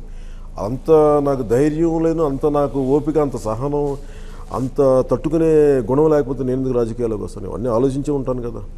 ఇవన్నీ ఆలోచించి ఎందుకు వస్తాను? ఎన్నాళ్ళు ఉంటాడులే, 2 ఏళ్ళు 3 ఏళ్ళు 4 ఏళ్ళు అని మాట్లాడుతున్నారు కొంతమంది. ఖచ్చితంగా అది నేను వాళ్ళకు వాళ్ళు నేను ఇంకో 50 సంవత్సరాలు చేసినా వాళ్ళు అనేవాళ్ళు అంటూనే ఉంటారు. దానికి నేను పట్టించుకోను. ఈ పోరాటం మీరు మొన్న తెలంగాణ పోరాటం ఒక సంవత్సరంలో జరిగిందా? వాళ్ళకు ఇచ్చి 1997 దశాబ్దం పైన పోరాటం చేసిన తెలంగాణ రాలేదు. అలాగే ఈ ప్రజా సమస్యలపై పోరాటం చేయడానికి నాకు టైం ఉంటుంది. నేనేం కూర్చొని పారిపోమని చెప్పలేదు, లేదంటే ఇవాళ రేపు నేను అర్జెంటుగా నేను విప్లవం మార్పులు తీసుకొస్తానని చెప్పట్లేదు కదా. నాదైన పోరాటం నేను చేస్తాను. కానీ జనసేన అంటే పవన్ కళ్యాణ్ ఒక్కరు మాత్రమేనా? మరి నేను చూసిన ప్రజలంతా ఎవరండి? వాళ్ళంతా ఒక పవన్ కళ్యాణ్ జనం అంతా ఉన్నది, ఇంకా ఉంటారు. నేనేమన్నానంటే ముందు జనసేన పార్టీ తాలూకు ఒక ఆలోచన విధానం నేను ముందుకు తీసుకెళ్లకుండా, నేను దెబ్బతినకుండా, నేను త్యాగం చేయకుండా, నేను నష్టపోకుండా నన్ను ఎందుకు నమ్మాలి ప్రజలు? నేను కొంత నమ్మకం వాళ్ళకి చూపించిన తర్వాతే చాలామంది ఉన్నారు నా దగ్గర, వాళ్ళందరూ వస్తూ ఉండి నేను ఎందుకు ఆపుతానంటే అందరినీ ముందు నన్ను తీసుకెళ్ళనివ్వండి. నేను తీసుకెళ్ళి మీకు సంపూర్ణంగా ఇది ఒక నమ్మకం కలిగాక అప్పుడు నా వెంటండి. ఎందుకంటే పోతే నాతో పోద్ది, మీ జీవితాలు నాకు నష్టపరచడం నాకు ఇష్టం లేదు. అందుకే నేను వాళ్ళని ఆపుతున్నాను. ప్రశ్నించే వరకు ప్రశ్నించలేదన్నారు. ప్రశ్నించడం మొదలెట్టాక ఇంటర్వెల్లో మధ్యలో వచ్చి ప్రశ్నించి వెళ్ళిపోతాడులే అన్నారు. వాళ్ళ విమర్శలకి ఏంటి సమాధానం? ఏమన్నా బాధేస్తుందా విన్నప్పుడు మీకు? ఏమైనా సినిమా బాగాలేనప్పుడు నేను చెత్త కింద తిడతాను. మీరు రాజకీయాలు వచ్చి తిట్టు నేను అసలు విమర్శ కూడా ఉండకూడదు అనుకుంటే ఎట్లా? విమర్శ సంతోషంగా స్వీకరిస్తాను. వాళ్ళ విమర్శకి ప్రతి విమర్శ చేయనండి, ప్రతిసారి యాక్షన్స్లో చేసి చూపిస్తాను. ఎందుకంటే ఇది ఒక లాంగ్ ప్రాసెస్. ఒక మాట అంటారు, ప్రతిదానికి పర్సనల్గా తీసుకుంటానండి. మీరు తీసుకోపోయినా వాళ్ళు తీసుకుంటారు, వాళ్ళు రోజు మాట్లాడుతూనే ఉంటారు. అదొక పొలిటికల్ ప్రాసెస్లో అన్నీ సహజం. అన్నీ కూర్చోబెట్టి ప్రతిసారి కక్ష పెట్టుకోవాలి కదా. నేనేమంటానంటే నేను సర్టెన్ ప్రిన్సిపల్స్ అయితే ఒకటి పాటించాను. ఒకటి, రాజకీయాల్లో నాకు ఎవరితో విభేదాలు లేవు, వ్యక్తిగతంగా శత్రుత్వం లేదు. బట్ నేనేమంటానంటే విధి విధానాల మీద నేను ఖచ్చితంగా పోరాటం చేస్తాను. అంతేగాని వాళ్ళ వ్యక్తిగత జీవితం మీద కానీ వాళ్ళకి అగౌరవపరిచే భాష కానీ నేను మాట్లాడను. జనసేన సిద్ధాంతం ఏంటి అంటే straight away for me opportunistic politics ద్వారా ప్రజలు నష్టపోతారండి. And Janasena will never do opportunistic politics. That's what I'm here for. నేను అందుకని నిజంగా ఆపర్చునిస్టిక్ పాలిటిక్స్ నేను చేయాలంటే ఈరోజు నేను ఎవరిని ఏమనకుండా కామ్గా అదే వాళ్ళతో పాటు తానా అంటే అయిపోయింది కదా. That is opportunistic politics for. అలా కాకుండా ఒక మాట అనుకున్నాం, ఆ మాట కాకుండా వేరే జరుగుతుంటేనే కదా ఈరోజు నేను బయటకు వచ్చింది. That's the difference. అంత నుంచి ఇంకేం చెప్పండి. ప్రత్యేక హోదా మీద కేంద్రం ఇచ్చిన స్టేట్మెంట్ మీద మీరు పాచి లడ్డూలు అన్నారు 2. అంటే 2 అనేది ప్రాస కోసం తీసుకున్నారా, లేకపోతే దానికి ఏమన్నా స్ట్రాటజీ ఉందా? 2 పాచి లడ్డూలు ఇచ్చారు, వాటిని ఏం చేసుకోవాలని. ముఖ్యమంత్రి గారేమో పాచివి అయితే నేను ఎందుకు తీసుకుంటాను, డబ్బులు ఎప్పుడు పాచివి కాదు కాబట్టి తీసుకున్నానని ఆయన అన్నారు. దానికి ఒక కథ ఉందిలేండి, అది అర్థం అవ్వాల్సిన వాళ్ళకి అర్థం అవుద్ది. జనాలకు కూడా అర్థమైతే బాగానే ఉంటుందేమో అని. చాలా మంది అడుగుతున్నారు ఏంటి ఆ పాచినట్టు దానికి అంటే నేను వేగే మాట్లాడలేదు, దానికి అర్థం దానికి ఉంది. ఆ సమయం వచ్చినప్పుడు చెప్తానండి. ఇప్పుడు మనకి ఇప్పుడు ఎనఫ్ టైం ఉందని నేను లేదు, ఇంకో సందర్భంలో చెప్తాను. దానికి రీజన్ అయితే ఉంది, నేను దానికి కారణం ఉంది. అది అర్థం అవ్వాల్సిన వాళ్ళకి అర్థం అవుతుంది. డబ్బులు పాచిపోవు కదా ఏపీ సీఎం అంటున్నట్టు, డబ్బులు ఇస్తామంటే బాధ డబ్బులు పాచిపోయి ఎందుకు అనుకున్నారండి? మన బస్తాల్లో కూరుకుంటే మక్కిపోతాయి కదా, వాసన కంపు కొడతాయి కదా. కానీ మారతాయి కదా, మారతాయి కదా, ఖర్చు పెట్టుకోవచ్చు కదా. అవును, వీళ్ళు అదే చెప్తున్నా, ప్రజల్లోకి వెళ్తే మారుతాయి. అలా కాకుండా ఇళ్లలో పెట్టుకుంటే మారవు కదా. నేను అలా కూడా అనుకోవచ్చు కదా. నిజంగా అంత డబ్బు వాళ్ళు నిజంగా అడగండి. నేను సింపుల్ ఒకటే ప్రశ్న అడుగుతున్నా. తుఫాన్లో వాళ్ళు రిలీజ్ చేయాల్సిన డబ్బు ఆంధ్రప్రదేశ్ ప్రభుత్వానికి రావడానికి ఎన్ని రోజులు పట్టింది అడగండి. 150 కోట్లు ఎంత అనౌన్స్ చేసినట్టు నాకు గుర్తు. యాక్చువల్ ప్రధాని రాగానే ఆయన 1000 కోట్లు అన్నారు, తర్వాత చాలా కొంచెం చాలా ఎంత అంతే. ఎందుకంటే వాళ్ళు ఇవ్వలేదు, నాకు తెలుసు అది. అసలు మీరు లిటిల్గా ఆ బ్యూరోక్రాటిక్ ప్రాసెస్ ఎన్ని రోజులు పట్టింది అడగండి, ఎన్ని వారాలు ఎన్ని నెలలు పట్టింది అడగండి. మొత్తం రావడం వాళ్ళు ప్రామిస్ చేసింది ఎంత, 1000 కోట్లు అన్నారు. దాని ఫైనల్ ఎంత 150 ఎంతో వచ్చింది. ఆ 150 కూడా ఎంతకాలం పట్టింది అడగండి. అలాంటిది వీళ్ళు ప్రామిస్ చేసే 150 కోట్లు, దాంట్లో 60,000 కోట్లు వాళ్ళ రోడ్లే, నేషనల్ హైవేస్ మీద స్టేట్కి ఏం కంట్రోల్ ఉంటుంది వాళ్ళు చేసే. అది కూడా తీసేద్దాం, దాంట్లో మిగతాది ఇంకా మిగతా డబ్బు 90,000 కోట్లు ఎన్ని రోజులు పడుతుంది అడగండి. ప్రాక్టికల్ లెక్కే చూపించమని చెప్పండి ప్రాక్టికల్గా. ఇవన్నీ ఏంటంటే వచ్చేసినాయి అని చెప్పి మీరు సంబరాలు జరిపేసుకొని బాణాసంచా పెళ్లి చేసుకుంటే వచ్చేసినట్ట. సన్మానాలు కూడా జరిగాయి, అన్నీ జరుగుతాయండి. అవన్నీ ఏంటంటే ప్రజలను మభ్య పెట్టడానికి తప్ప. ఇది చాలాసార్లు చూశానండి ఈ ఆటలు ఇవన్నీ. ఏంటంటే మనం అనుకుంటే ఏమనుకుంటే మామూలు వ్యక్తులకు తెలియదు అనుకో, అందరూ ఏంటంటే అలా సహనంతో చూస్తుంటారు, మేమేం చేయలేమని చెప్పేసి. అంతే తప్ప దేనికైనా సరే ఒక కాలం ఏది ఉంటుంది, ఒక మార్పు రావడానికి. పవన్ కళ్యాణ్ వెంకయ్యనాయుడు టార్గెట్ చేశారా? నేను అడుగుతుంది కదా, కొంతమంది అనుకుంటాను ప్రశ్న. సార్ టార్గెట్ అని ఎందుకు అనుకుంటారండి? నేను అనేది ఏంటంటే వెంకయ్య నాయుడు గారికి ఒక చాలా పరిణితి చెందిన రాజకీయవేత్తగా ఆయన చాలా బాధ్యత ఉంది. అది దాన్ని తప్పించుకోవడానికి లేదండి. ఇప్పుడు నేను 2.5 సంవత్సరాల క్రితం వచ్చి ఒక ప్రశ్నిస్తామంటేనే నన్ను చంపేస్తున్నారు అందరూ. ప్రశ్నించడం ఎందుకు రాలేదు? 2.5 సంవత్సరాలు మీరు అందరూ వాయించేస్తున్నారు నన్ను. 1972లో మాకు వెంకయ్యనాయుడు గారు ఆయన ఉదయగిరి ఎమ్మెల్యే. నేను నెల్లూరు జిల్లాలో పెరిగినాడు. మా నాన్నగారు ఆయన కాన్స్టిట్యూన్సీలో ఒక ఎస్ఐగా పనిచేశారు. నాకు అలా కూడా మాకు ఆయన గురించి పరిచయం. అలాగే చాలామంది మా అమ్మ కజిన్స్ కానీ నాకు మామయ్య వరుసలో ఆయన విద్యార్థి ఏమంటుందని మన 1972 ఈ జయాంధ్ర ఉద్యమంలో ఆయన స్పీచెస్కి ఆయన ఎక్కడికి వెళ్తే వెళ్ళిపోయాడు. నాకు అలా తెలుసు. నాకు ఆయన గురించి ఎప్పుడు వింటా ఉండేవాడిని. దానివల్ల 400 మంది పైన కుర్రోళ్ళు ఆ ఉద్యమంలో చనిపోయారండి. అంటే నేను అనేది ఏంటంటే ఈ ఉద్యమం తాలూకు ఆంధ్రప్రదేశ్ ఆవిర్భావం తిరిగి రావడం తాలూకు ఆయన చాలా వెనక హిస్టరీ. ఆయన ప్రాక్టికల్గా పాల్గొన్న వ్యక్తి. దాని భావోద్వేగాలు ఆయనకి తెలిసినంతగా ఇంకెవరికి తెలియదు. అలాంటిది ఇంకోసారి అంత భావోద్వేగాలు ఎన్ని వందల మంది చచ్చిపోయారు ఆయనకి బాగా తెలుసు, ప్రత్యక్ష అనుభవం ఆయనకి. ఆయన తిరిగి అంత ఈజీగా మాట్లాడటం తప్పది. మీరు ఎంత అనుభవం ఉండండి, ఎంత ఉండే అవును ఆ రోజు అన్నాం ఈరోజు కుదరదంటే అట్లా ఎలా మాట్లాడతారు మరి? అంటే మీరేమో ఒక పార్టీ రెజల్యూషన్ ఇచ్చేసాము, మీరు తెలంగాణ ఇచ్చేసి మీరు ఎంటైర్ పార్లమెంట్లో కూర్చొని మీరే మాట్లాడి అప్పుడు ప్రధానమంత్రి చేత ఒక మాట అనిపించేసి అవును ఆ రోజు అన్నాం ఈరోజు అంటే కుదరదంటే మరి ఎందుకు అన్నారంటాను. ఓకే ఆ రోజు అన్నారు, తప్పించుకున్నారు, సరే ఫైన్, అర్థం చేసుకుంటాం. మరి ఎలక్షన్స్ అప్పుడు మీరు అందరూ కూర్చోబెట్టి ఇప్పుడు ఏమో నాలాంటి వాడు వస్తాడండి, నేను 10 మందిని కన్విన్స్ చేస్తాను, 5 మందిని కన్విన్స్ చేస్తాను, నేను వాళ్ళు మోసం చేసినట్టే కదా. అప్పుడు అలాంటప్పుడు మేము ఇవ్వమని నాకు ముందే చెప్పలే, మేము ఇలా చెప్పలేమయ్యా, మేము అన్నాం కానీ అంటే అప్పుడు దానికి తగ్గట్టుగా వాళ్ళు ఏదో ఇంకొక విధంగా కమ్యూనికేట్. ప్రజలను ఎందుకు మోసం చేయాలి? మీరు ఇవ్వలేని ఎందుకు చెప్తారు? దీనివల్ల ఏమైపోద్ది, ఒక రోజున మీరు ఫర్ ఎగ్జాంపుల్ మీరు రైతు రుణమాఫీ అన్నారు, అది చేయలే అయిపోయి దానికి ఒక సమాధానం. కానీ కొన్ని ఇష్యూస్ ఉంటాయి. తెలంగాణ ఇస్తామని చెప్పి మీరు తెలంగాణ ఇవ్వకుండా 14 సంవత్సరాలు చేసినప్పటికీ ఎంత అసహనం, రాజకీయ నాయకుల మీద చూపించాల్సిన కోపం తెలంగాణ నాయకులు కానీ తెలంగాణ ప్రజలు కానీ ఎవరి మీద చూపించారంటే ఎవరు బలయ్యారు? సీమాంధ్ర ప్రాంత ప్రజలు వాళ్ళ ఆగ్రహానికి గురయ్యారు. ప్రతి ఒక్కళ్ళు సీమాంధ్ర ప్రాంత ప్రజలను శత్రువుగా చూడటం ప్రారంభించారు, లోపల తిట్టడం ప్రారంభించారు. నిజంగా వీళ్ళకి ఎక్కడ సంబంధం ఉందంటాను నేనది. కొన్ని పాలసీలు అది మీరు అలాగా నోటికి వచ్చింది ఇది అనేసం ఆ రోజున అలా కుదరదు. మీరు బాధ్యత తీసుకొని తీరాలి. మీరు చెప్పే మాటని చట్టాన్ని మీరు పాటించినప్పుడు సామాన్య జనానికి మీ మీద ఏం నమ్మకం ఉంటుంది? అయితే రాజకీయాలు భావోద్వేగాలు ఒక వరలో ఎమ్మడమంటారా? ఎందుకంటే చంద్రబాబు నాయుడు గారు కూడా అదే మాట అన్నారు, భావోద్వేగాలు కాదు వాస్తవిక దృక్పథంతో ఆలోచించాలి అని. వాస్తవికత దృక్పథం లేకపోతే నేను వాళ్ళకి ఎందుకు సపోర్ట్ చేస్తానండి? మీరు న్యాయం చేస్తారనే కదా. ప్రాక్టికల్గా అని చెప్పేసి మీరు నిజంగా మీరు ఏది పడితే అలా చేస్తే ఎలా కుదరద్దు? అసలు మీరు న్యాయం చేయగలుగుతున్నారా మీరు? వాస్తవికత అనే దాని మీద మనం ఆ మాట మీద కానీ ఆ ముసుగు మీద కానీ తప్పించుకోవడం రైట్ కాదు. కానీ ఇప్పటికీ మీరు చంద్రబాబు నాయుడు గారిని సూటిగా ప్రశ్నిస్తున్నారా, లేకపోతే ఇంకేమైనా ఆలోచిస్తున్నారా? అంటే మిగతా నాకు తెలియదు. నేను సూటిగానే ప్రశ్నిస్తున్నాను, నాకు అర్థం అవుతుంది. మరి మిగతా వాళ్ళకి ఎందుకు అర్థం కావట్లేదు నాకు అర్థం కావట్లేదు. ఎందుకంటే ప్రత్యేక హోదా లేదని కేంద్రం చెప్పేసింది, హోదా కాకపోయినా సరే దానికి సమానమైన డబ్బులు ఇచ్చినా ఓకే అని చంద్రబాబు. అంటే నేను సార్ అంత అనాగరికమైన సంస్కారం లేని భాష నేను మాట్లాడాను. నేను ఎందుకంటే వాళ్ళ విధి విధానాల మీద మాట్లాడతాను తప్ప నేను కూర్చోబెట్టి వ్యక్తిగతంగా వాళ్ళని కూర్చోబెట్టి, ఎందుకంటే ఈ మధ్యన చాలామంది మన 1-2 ఎమ్మెల్యేస్ కూడా సస్పెండ్ అయ్యటం ఇవన్నీ చూస్తే లాస్ట్ 10-12 ఇయర్స్లో రేపొద్దున ఎవరైనా సరే ఏదో ఒక కామన్ ప్లాట్ఫామ్స్ మీద కలవాలి. నేను బేసిక్గా ఆ కర్టిసీస్ మెయింటైన్ చేసి తీరాలి. దిస్ ఈజ్ అ ప్రోటోకాల్, ఇది మెయింటైన్ చేసి తీరాలి. దాన్ని మీరు తప్పుగా అర్థం చేసుకోవటం, అందుకని అందరం ఒక భాషకు అలవాటు పడి ఇద్దరు నేను మీతోటి ఏకీభవించట్లేదంటే ఒకలాంటి భాషకు అలవాటు పడిపోయారు, ఇలాగుండాలని చెప్పి. అంటే తిట్టుకోవడం అనేది నేను అలాంటి పదప్రయోగం నేను వాడను, దాన్ని వాడట్లేదు అని చెప్పి అలా అని చెప్పి నేను వైఎస్ఆర్సీపీ నాయకులు నేనేమన్నా అంటున్నానా? వాళ్ళు కూడా ఏమంటలేదు కదా, వాళ్ళతో కూడా మర్యాదగా మాట్లాడుతాను కదా, ప్రతి ఒక్కరికి నేను మర్యాద ఇచ్చే మాట్లాడతాను కదా.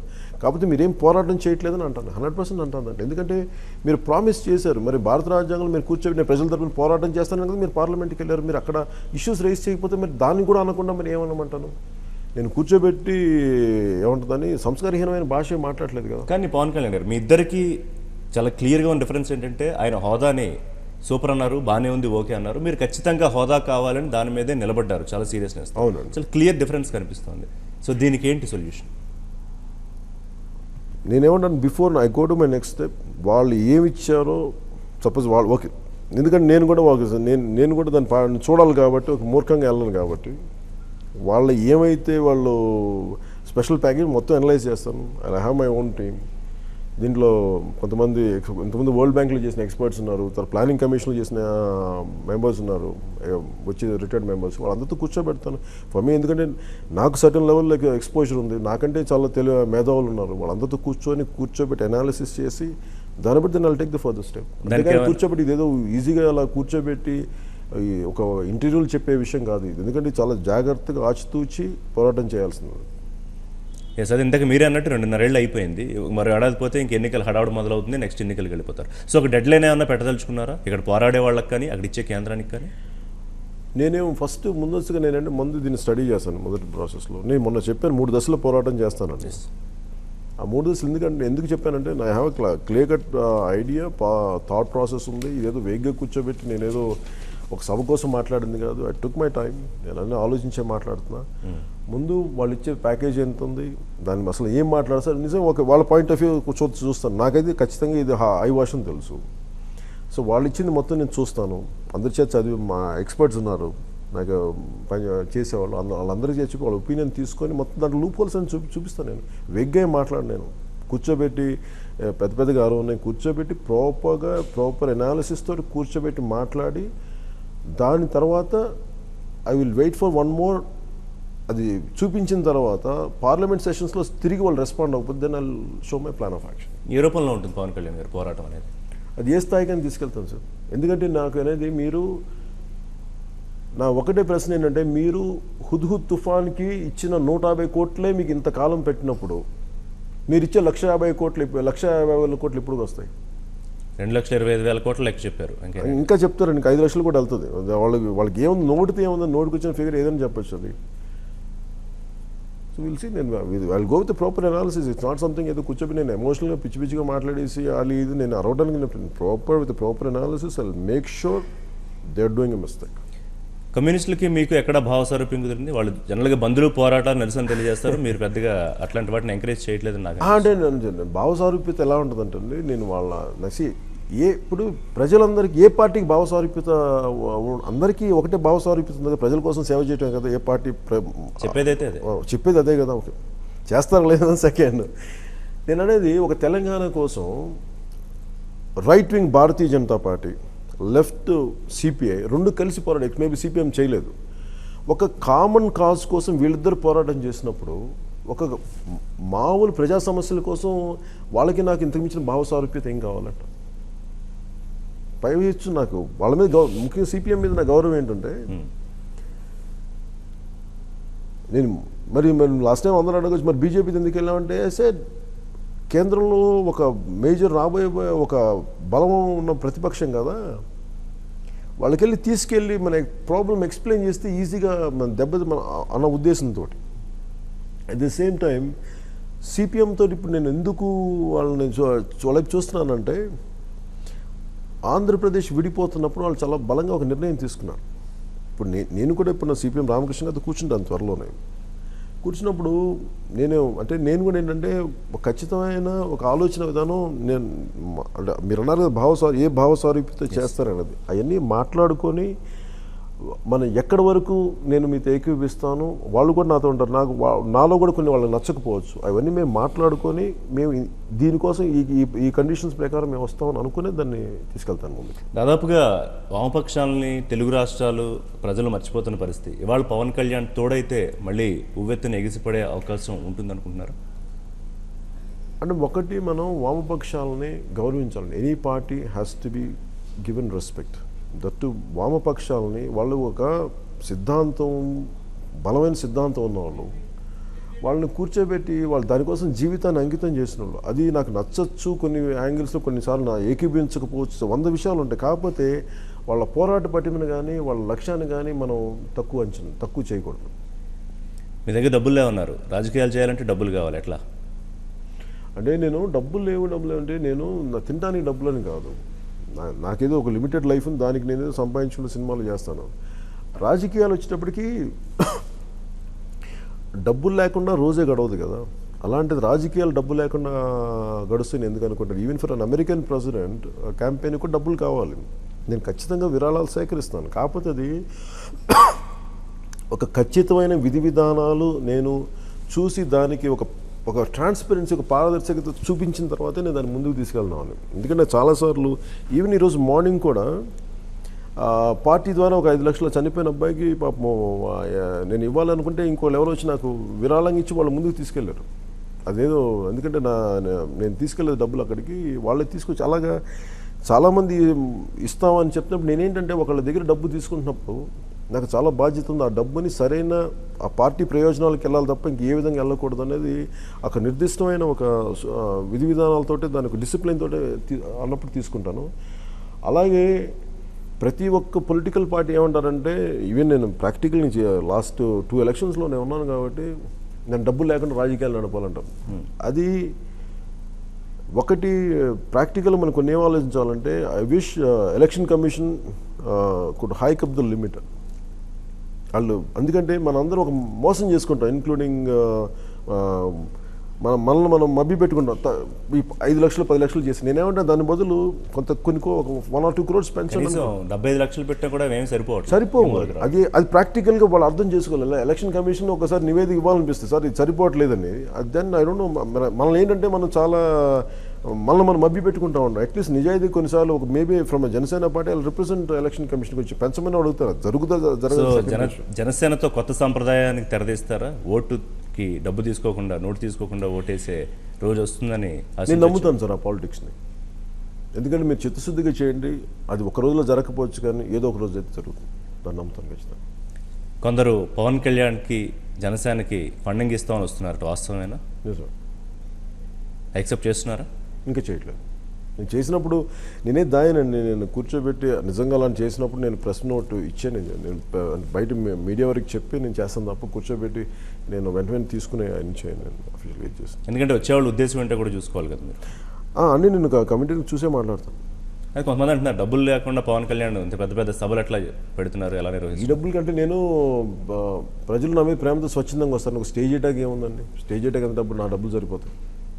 వాళ్ళు స్వచ్ఛందంగా ప్రేమతో వచ్చేదా, అది నేను తీసుకొచ్చి వాళ్ళే బైక్స్ వేసుకొస్తారు, వాళ్ళే కార్లు వేసుకొని వస్తారు, వాళ్ళే ఏ ఊరి నుంచి వస్తారు, వాళ్ళు నా మీద ప్రేమతో వస్తున్నారు, ఏదో నా మీద ఇష్టంతో వస్తున్నారు. వాళ్ళకి నేను వాళ్ళే భోజనాలు వాళ్ళే తెచ్చుకుంటాను, నేను చెప్తాను, వాళ్ళకి తెలుసు వాళ్ళకి. సో నాకు మిగతా పార్టీ మీదకి నాకు ఎంత డబ్బు ఖర్చు అవుతుందో నాకు తెలియదు. వాళ్ళని ఆ దృష్టితో చూస్తే నన్ను ఆ దృష్టితో చూడకూడదు, నన్ను వేరే దృష్టితో చూడాలి. సో 100 కోట్లు పెట్టుకుని సిద్ధంగా ఉన్నారు పారిశ్రామికవేత్తలు జనసేనకి ఫండింగ్ చేయడానికి. ఎవరో పారిశ్రామికవేత్త 200 కోట్లు ఇస్తామని వచ్చారు, వాస్తవేనా? అట్లా కాదండి. అంటే నేను చెప్పేది నాకు ముందస్తుగా వస్తుంది విద్యార్థులు అండ్ ఐటీ గ్రూప్స్. బేసిక్గా ఈ దేశం మారాలి అని కోరుకునే ఒక కొత్త జనరేషన్ ఒకటి ఉంది. ఫస్ట్ వాళ్ళు నా ముందు. ఈ పారిశ్రామికవేత్తలు ఇవన్నీ నాకు తెలియదు. మీకు తెలియదు కదా పవన్ కళ్యాణ్ గారు, జనరల్గా మనకి ఎప్పుడు ఓటింగ్ జరిగిన పర్సంటేజ్ 70% వస్తే చాలా గొప్పగా వచ్చినట్టు, అందులో అర్బన్ ఓటింగ్ చాలా తక్కువ వస్తుంది. సో ఈసారి ఏమైనా మార్పు వస్తుంది? ఎందుకంటే విద్యార్థులు, యువత, మీరు చెప్పిన ఐటీ క్యాడర్ అంతా అట్రాక్ట్ అవుతున్నారు మీరు. ఖచ్చితంగా వస్తారు. ఎందుకంటే నేనేంటంటే ఎవరైనా సరే ఓటింగ్ ప్రాసెస్ చాలా పెయిన్ఫుల్ అండి. వాళ్ళకి ఓటేసి మన జీవితాలు ఏం మారుతుందని చెప్పి ఒక అలవాటు అయిపోయింది. అంటే నేను అనేది నమ్మకం సంపాదించాలి, ఏదో అట్లీస్ట్ ఇంటిలో నుంచి ఓటింగ్ బూత్ దాకా వచ్చి చెయ్యాలి అన్న ఒక 5-6 గంటలు విసుగైన ప్రాసెస్. అది వెయిట్ చేయాలి, ఎందుకుని చెప్పి వెళ్ళిపోతుంది ఒక సగటు మనిషి ఆలోచన విధానం. బట్ దాన్ని దాటి వాళ్ళకి ఇన్స్పిరేషనల్గా ఏదైనా అనిపించినప్పుడు అలా వస్తారని నేను ఆశిస్తున్నాను. ఎందుకంటే బలవంతం పెట్టి చేసే మనకి చట్టాలు లేవు కదా. సో మొత్తం తెలుగు రాష్ట్రాల్లో రాజకీయ విధానాన్ని, ఎన్నికల విధానాన్ని పవన్ కళ్యాణ్ పూర్తిగా మార్చేయబోతున్నారు 2019 ఎన్నికల్లో? అలా నేను అనుకోవట్లేదండి, అలా మార్చేస్తాను నేను అనుకోవట్లేదు. అంత నాదైన ప్రయత్నం అయితే చేస్తాను, చూద్దాం. పార్టీ నిర్మాణం ఎప్పటికి పూర్తవుతుంది? జనసేన ఒక స్ట్రక్చర్, క్యాడర్, స్ట్రక్చర్ ఉందండి. నేను ఎందుకు ఆగుతున్నానంటే నాకు పార్టీ నిర్మాణం ఒక నెల రోజులు నేను పూర్తి చేసేయగలను, నేను ఫిలప్ చేసేయగలను. నేను ఎందుకు ఆగుతున్నానంటే నేను ప్రజారాజ్యం పార్టీలో ఆ రోజున నాకు దాంట్లో నాకు పాత్ర లేకపోయినా నిర్మాణంలో అంటే నేను అనేది అందరినీ పెట్టడంలో సరైన ఒక బలమైన ఆలోచన విధానం లేకపోతే కేవలం పవరే బేస్డ్ అవుట్లుక్తో వస్తే అందరూ పక్షుల్లో ఎగిరిపోతారు. నాకు అది ఇష్టం లేదు. అలా కాకుండా బలంగా ఉండగలిగే వ్యక్తులు ఉన్నారు. కాకపోతే ఏంటంటే వాళ్ళందరికీ నేను నడిపించిన తర్వాతే వాళ్ళని ఆహ్వానిస్తాను. అందుకని వెయిట్ చేస్తాను. అందుకని నాకు నిర్మాణం అనేది చాలా నేను కొత్తగా ప్రజల దగ్గరికి వెళ్ళాల్సిన అవసరం లేదు. Only I have to enrol them. Only thing is మధ్యలో ఇన్ బిట్వీన్ లీడర్షిప్ని అంతమంది నమ్మకంగా వస్తున్న ప్రజలకి అంత మధ్యలో ఇన్ బిట్వీన్ ఉండే ఇంటర్మీడియట్ లీడర్షిప్ చాలా బలంగా ఉండాలని కోరుకు. అందుకే నేను వెయిట్ చేస్తాను. లవ్లో ఉన్నప్పుడు ప్రతిరోజు ఎగ్జైటింగ్గా ఉంటుంది. సో ప్రస్తుతం పవన్ కళ్యాణ్ పొలిటికల్ లవర్లా ఉన్నారు తప్ప పొలిటికల్ హస్బెండ్లా లేరు అని కొంతమంది అంటున్నారు. అంటే ప్రేమ అనేది మనం కొన్ని సంవత్సరాలు ప్రేమించుకుంటాం కదా, దాని తర్వాత భర్త అవుతాం కదా. పొలిటికల్ హస్బెండ్గా ఎప్పుడు మారిపోతున్నారు? అని నేను ఇలాంటి ఎనాలజీ అంటే ఇలాంటి ఎగ్జాంపుల్స్ నేను చెప్పలేను. కానీ లుక్ ఎట్ పాలిటిక్స్, రాజకీయాలు అనేది ఒక సీరియస్ కమిట్మెంట్ అని నేను కమిట్ అయ్యాను. నేను నడుస్తున్నాను. దాంట్లో కొంత ఎక్సైటింగ్ మూమెంట్స్ ఉంటాయి, కొన్నిసార్లు డిప్రెసింగ్ మూమెంట్స్ ఉంటాయి, ఒకసారి బాధ అనిపిస్తుంది, ఒకసారి అసలు ఎందుకు వచ్చావు అనిపిస్తుంది. ఇవన్నీ జరుగుతూ ఉంటాయి, దెబ్బలు తింటాం.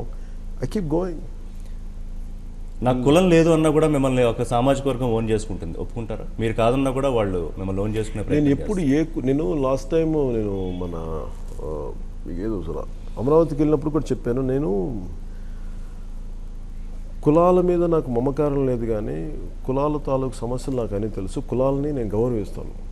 అలాగే ఒక సామాజిక వర్గం నన్ను గౌరవించినప్పుడు నేను వారిని గౌరవిస్తాను తప్ప నేను అన్నది ఏంటంటే తప్పుగా ఎందుకు అర్థం చేసుకున్నాను. నేను ఒకరు ఎక్కువ కాదు, ఒకరు తక్కువ కాదు. ఎందుకంటే నాకు అందరూ సమానమే. ఎందుకంటే నేను పొలిటికల్ పార్టీ పెట్టినప్పుడు లేదు, నేను షూటింగే చేస్తాను. నాకు షూటింగ్లో అందరూ ఎవరెవరు ఏమో నాకు ఎలా తెలుస్తుంది. నాకు అందరూ సమానంగా అనిపిస్తుంది. అందరిలో బేసిక్గా మనిషినే చూస్తాను తప్ప నాకు మిగతా నాకు కనిపించవండి. కానీ రాజకీయాలు కంప్లీట్గా వేరు కదా. కుల ప్రాతిపదికన ఓట్లు అనేవి తెలియని విషయం కాదు కదా. అది జరగచ్చు, అది సెకండరీ కాదు. నేనేమన్నంటే నా అప్రోచ్ అది కాదు. దాంట్లో ఏదైనా నేను తెలుగు అండి. నేను వెళ్ళి కర్ణాటకలో మనం చేసిన దానికి మరి ఏం చెప్తాను దానికి. నేను కర్ణాటకలో క్యాంపెయిన్ చేశాను. తర్వాత మన తమిళనాడు వచ్చి అడిగారు కానీ నాకు కుదరలేదు ఆ టైంలో. ఇట్స్ తమిళ్ గ్రూప్ ఉన్నప్పుడు నాకు.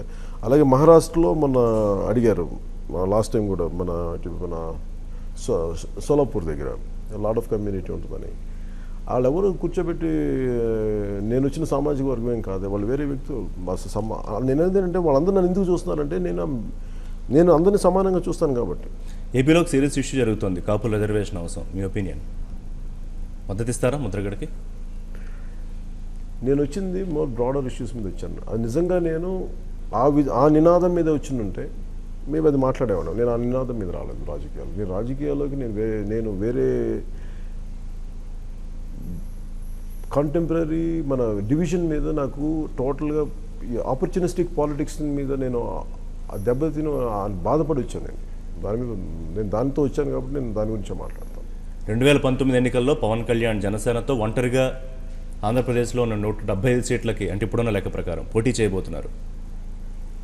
అది నాకు నేను అంత మితిమీరిన ఆత్మవిశ్వాసంతో నేను మాట్లాడలేను, కానీ ఖచ్చితంగా అయితే పోటీ చేస్తాను. అది ఎన్ని సీట్లు ఉంటుందా, ఆ రోజున ఆర్థిక స్తోమత ఎంత, లేదంటే ఆర్థిక స్తోమత నేను పెట్టుకోవట్లేదు, అంత ఆర్థిక స్తోమత ఉన్న వ్యక్తులు వాళ్ళు పెట్టుకొని నడపగలరా, వీటన్నిటి మీద ఆధారపడి ఉంటుంది. కానీ ఖచ్చితంగా అయితే పోటీ చేయడం చాలా ఖచ్చితంగా చేస్తాను. కాకపోతే అది ప్రజలకి అందరికీ దానికి నిలబడే విధానంలోనే ఉంటుంది. ఫైనల్గా పవన్ కళ్యాణ్ గారు, ఏపీకి ప్రత్యేక హోదా పవన్ కళ్యాణ్ ఎలా సాధించబోతున్నారు? నేను సాధించబోతున్నానని చెప్పండి, నేను పోరాటం చేస్తానని చెప్పాను, దాని దిశలో మాట్లాడతానని చెప్పాను. All the best. Finally before concluding, cinema shooting, Katamarayudu shooting ఎప్పటి నుంచి వెళ్ళబోతున్నారు? నేను 24th ఈ మంత్ పోస్ట్ 20th ఉంటుంది, ఫ్యూ డేస్ ఉంటుంది. ఇన్ బిట్వీన్ మార్చుకుంటాను షూటింగ్, దాన్ని బట్టి ప్లాన్ చేసుకుంటూ ఉంటాను. అవసరం అనుకుంటే సినిమాలు వదిలేయడానికి కూడా సిద్ధమేనా? ఇప్పుడే చెప్పాను కదండి, అది లేదు, నేను పాలిటిక్స్ రాను కదా అసలు, నిజంగా సినిమాలు ఇంపార్టెంట్ అనుకుంటాను. చాలామంది నిర్మాతలు, దర్శకులు అక్కడ నమ్ముకున్నారు పవన్ కళ్యాణ్ని. అఫ్ కోర్స్ అభిమానులు కూడా వెయిట్ చేస్తున్నారు అనుకోండి. అంటే నేనేమంటానంటే, మిగతా ఎంపీలందరూ వ్యాపారాలు చేసుకుంటారు. వాళ్ళు ఏమంటున్నారు, మేము వ్యాపారాలు చేయడం తప్ప అంటున్నారు. వాళ్ళు వ్యాపారాలు చేసుకుంటా చట్టసభల్లో కూర్చొని వ్యాపారాలు చేసుకుంటున్నారు. అలాంటిది నేనేంటంటే వాళ్ళందరూ చెప్పరు, చాలా పొలిటికల్గా కరెక్ట్ మాట్లాడతాను. నేనేంటంటే ఉన్నట్టుగా చెప్తాను, నేను సినిమాలు చేస్తాను. అందుకనే కదా ఎప్పుడు నన్ను గట్టిగా బలంగా అడగచ్చండి, నేను ఒక బాధ్యతాయుతమైన పదవి తీసుకొని దానికి ఇవ్వాల్సిన టైం నేను వ్యవధి ఇవ్వనప్పుడు అది ఖచ్చితంగా తప్పు అవుతుంది. ఎందుకంటే నేను తీసుకున్న బాధ్యత న్యాయం చేయట్లేదు, అప్పుడు నువ్వు సినిమాలు చేస్తున్నప్పుడు తప్పు. అందుకే నేను పోటీ కూడా చేయలేదు కదా. నేను విధి విధానాల గురించి మాట్లాడుతున్నప్పుడు ఆ స్వేచ్ఛ నేను తీసుకున్నాను. నాకు ఏమీ తెలిసే కదా నేను వాలంటరీగా వెనక్కి ఉన్నాను. సో అందులో నన్ను ఎలా ప్రశ్నిస్తారు దాని మీద? రైట్. అభిమానులకి కాటమరాయుడు ఎప్పుడే ఏమైనా చెప్పగలరా? వాళ్ళందరూ వెయిట్ చేస్తూ ఉన్నారు, కొంతమంది టెన్షన్ కూడా పడుతున్నారు, ఆలస్యం అవుతుందేమో. లేదు, అంటే సార్ నేను అన్ని అవేర్నెస్లు చేస్తాను సార్, రాత్రి మామూలు చేస్తాను. నా పొలిటికల్ పనులకి నేను పెట్టుకుంటాను. అలాగే నేను పొద్దున షూటింగ్ చేసి రాత్రులు చేస్తానేమో, లేదంటే ఒక 5 రోజులు షూటింగ్ చేసి 2 రోజులు నేను బయటకు వెళ్తాను. సమస్యలను బట్టి మాట్లాడతాను. Right. Thank you very much thank you sir. ఇది పవన్ కళ్యాణ్ గారు చెప్తోంది. జనసేన అధినేత ప్రత్యేక హోదా కోసం పోరాటం కొనసాగుతూనే ఉంటుంది. వాళ్ళకి సమయం ఇచ్చాము, వాళ్ళు చేతులెత్తేస్తే జనసేన, జన సైన్యం ఏం చేస్తుందో మీరే చూస్తారని చెప్తున్నారు. 2019లో పవన్ కళ్యాణ్ ఖచ్చితంగా పోటీ చేస్తారు. అది ఒంటరిగానా లేకపోతే ఏ రకంగా పోటీ చేస్తారనేది మనం వేచి చూద్దాం. ఇది జనసేన అధినేత పవన్ కళ్యాణ్తో ఎన్టీవీ ప్రత్యేక live show. Thanks for watching. Keep watching NTV. This is Rishi signing off.